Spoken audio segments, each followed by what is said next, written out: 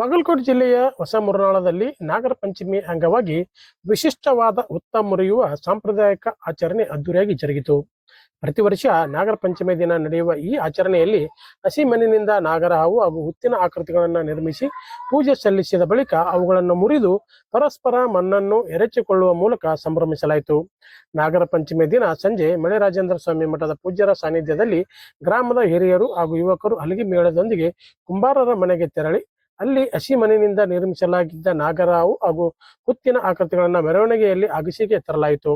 ಅಲ್ಲಿ ನಾಗರ ಹಾವು ಹುತ್ತಿನ ಆಕೃತಿಗಳಿಗೆ ಹಾಲು ಎರೆಯುವ ಮೂಲಕ ಪೂಜೆ ಸಲ್ಲಿಸಲಾಯಿತು. ನಂತರ ಎರಡು ದಿಕ್ಕಿನಲ್ಲಿ ನಿಂತ ಯುವಕರ ಗುಂಪುಗಳು ಹಸಿ ಮಣ್ಣಿನಿಂದ ನಿರ್ಮಿಸಿದ್ದ ನಾಗರ ಹಾಗೂ ಹುತ್ತಿನ ಆಕೃತಿಗಳನ್ನು ಮುರಿದು ಪರಸ್ಪರ ಮಣ್ಣನ್ನು ಎರಚಿಕೊಂಡು ಸಂಭ್ರಮಿಸಿದರು. ಗ್ರಾಮಸ್ಥರ ಪ್ರಕಾರ ಈ ಆಚರಣೆ ಕೃಷಿಗೆ ಸಂಬಂಧಿಸಿದ ವಿಶಿಷ್ಟ ಸಂಪ್ರದಾಯವಾಗಿದೆ. ಹಸಿ ಮಣ್ಣಿನಿಂದ ನಾಗರ ಹಾಗೂ ಹುತ್ತಿನ ಆಕೃತಿಗಳನ್ನು ನಿರ್ಮಿಸಿ ಅವುಗಳನ್ನು ಮುರಿದು ಪರಸ್ಪರ ಮಣ್ಣನ್ನು ಎರಚುವ ಮೂಲಕ ಮಣ್ಣಿನ ಫಲವತ್ತತೆಯನ್ನು ಗುರುತಿಸುವ ನಂಬಿಕೆ ಈ ಆಚರಣೆ ಹಿಂದಿದೆ ಎಂದು ತಿಳಿಸಿದರು. ಪಾರಂಪರಿಕ ಆಚರಣೆಯ ಮೂಲಕ ಮಣ್ಣಿನ ಮಹತ್ವ ಹಾಗೂ ಕೃಷಿಯೊಂದಿಗೆ ಬೆಸೆದುಕೊಂಡಿರುವ ಈ ಸಂಸ್ಕೃತಿಯನ್ನು ಇಂದಿಗೂ ಉಳಿಸಿಕೊಂಡಿರುವ ಮುರನಾಳ ಗ್ರಾಮದ ಈ ವಿಶಿಷ್ಟ ಹುತ್ತ ಮುರಿಯುವ ಸಂಪ್ರದಾಯ ಜನರ ಗಮನ ಸೆಳೆಯಿತು. ಕಾರ್ಯಕ್ರಮದಲ್ಲಿ ಮಳೆರಾಜೇಂದ್ರ ಮಠದ ಪೂಜ್ಯರಾದ ಗಂಗಾಧರ ಸ್ವಾಮಿಗಳು, ಗ್ರಾಮದ ಹಿರಿಯರಾದ ಹುಚ್ಚಪ್ಪ ಶಿರು, ಅಶೋಕ್ ಪಾಳಿಕಾಯಿ, ಸಿದ್ದಪ್ಪ ಮುಚ್ಚಗಂಡಿ, ಭೀಮಸಿ ಮುಚ್ಚಗಂಡಿ, ಸಿದ್ದಪ್ಪ ಬಂಗಿ, ಈರಣ್ಣ ಬಡಿಗೆ, ಈರಪ್ಪ ಶಿರು, ದುಶಂಗಪ್ಪ ಗೌಡ, ರಂಗಪ್ಪ ರೊಳ್ಳಿ, ಶಕಪ್ಪ ಗಣಿ, ವಿವೇಕಾನಂದ ಗುಯ್ಯಾಳ್ ಸೇರಿದಂತೆ ಅನೇಕರು ಭಾಗವಹಿಸಿದ್ದರು.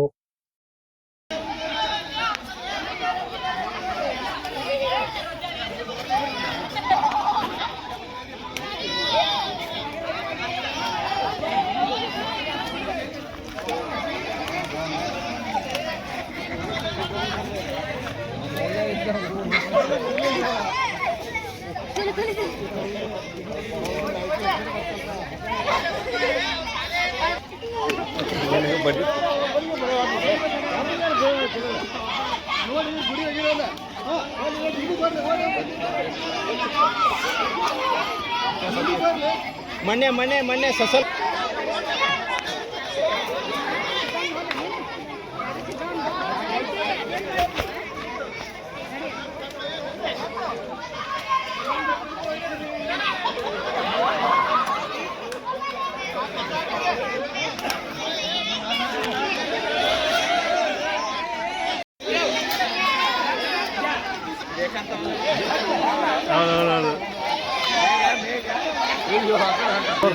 ಸಾಂಪ್ರದಾಯಿಕವಾದ ಈ ಹಳ್ಳಿ ನಾಗರ ಪಂಚಮಿ ನಾಡಿಗೆ ದೊಡ್ಡದು ನಾಗಪ್ಪಗ ಹಾಲು ಹೊಯ್ಯೋಣ ಅಂತ ನಾವು ಎಲ್ಲರೂ ಗ್ರಾಮಸ್ಥರು ಎಲ್ಲರೂ ಕೂಡಿಕೊಂಡು ಇವತ್ತ ನಾಗಪ್ಪಗೆ ಹಾಲು ಹೊಯ್ದು ನಿನ್ನೆ ಇವತ್ತು ಹೊರಗಿನ ಹಾಲು ಆದ ಬಳಿಕ ಹುತ್ತ ಅಂತ ಮುರಿತೀವಿ ನಾವು.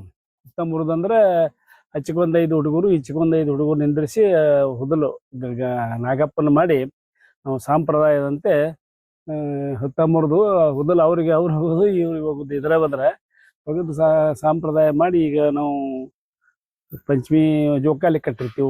ಬೋಲ್ ಬಗರಿ ತೊಗೊಂಡು ಹುಡುಗರು ಆಡ್ತಿರ್ತಾವೆ. ಜೋಕಾಲಿ ಸಂಭ್ರಮ ಭಾಳ ನಮ್ಮ ಊರಾಗ. ಅದಕ್ಕೆ ನಮ್ಮ ಈ ಗ್ರಾಮಕ್ಕೆ ನಮ್ಮ ಮಳೆರಾಜೇಂದ್ರ ಸ್ವಾಮಿ ಆಶೀರ್ವಾದ ಐತಿ. ಅದು ಬೆಳೆದೇ ಬೆಳೀತೈತಿ. ಅದಕ್ಕೆ ನಾವು ಸಾಂಪ್ರದಾಯ ಅಂತ ಎಲ್ಲ ಹಬ್ಬಗಳನ್ನು ಆಚರಿಸ್ಕೊಂಡು ಹೋಗ್ತೀವಿ. ಪ್ರತಿ ವರ್ಷದಂತೆ ಈ ಸಲವೂ ಕೂಡ ಅನೇಕ ಹಬ್ಬ ಹರಿದಿನಗಳ ಪೈಕಿ ವಿಶೇಷವಾಗಿ ನಾಗರ ಪಂಚಮಿ ಇದು ಬಹಳ ವಿಶೇಷವಾದದ್ದು. ಯಾಕಂದರೆ ನಾಗರ ಪಂಚಮಿ ನಮ್ಮ ಪೂರ್ವಜರು ಮೊದಲಿನಿಂದ ಆಚರಣೆ ಮಾಡ್ಕೊಂಡು ಬಂದಿದ್ದಾರೆ. ಅದೇ ಪ್ರಕಾರ ಈಗ ನಾವು ಈ ಊರಲ್ಲಿ ಕೂಡ ಇಲ್ಲಿ ಬಂದ ನಂತರ ಕೂಡ ಇದನ್ನು ಸಾಂಪ್ರದಾಯ ಮುಂದುವರ್ಸ್ಕೊಂಡು ಹೋಗಿದ್ದೇವೆ. ಎತ್ತರವಾದ ಹಬ್ಬ. ಈಗ ಹಸಿ ನಾಗಪ್ಪನ ತಗೊಂಬಂದು ಆ ಮಳೆ ಬೆಳೆ ಭೂಮಿ ಒಳಗೆ ಅದು ಹಸಿ ಆಗಬೇಕು, ಮಳೆ ಆಗಬೇಕು, ಬೆಳೆ ಆಗಬೇಕು, ಎಲ್ಲರಿಗೊಂದು ಸಮೃದ್ಧಿ ಆಗಬೇಕು ಅನ್ನೋ ಒಂದು ಸಂಕೇತನ ಇದು ನಾಗರ ಪಂಚಮಿ ಒಂದು ಹಬ್ಬ ಅಂತ ವಿಶೇಷವಾಗಿ ಹೇಳ್ಬೋದು.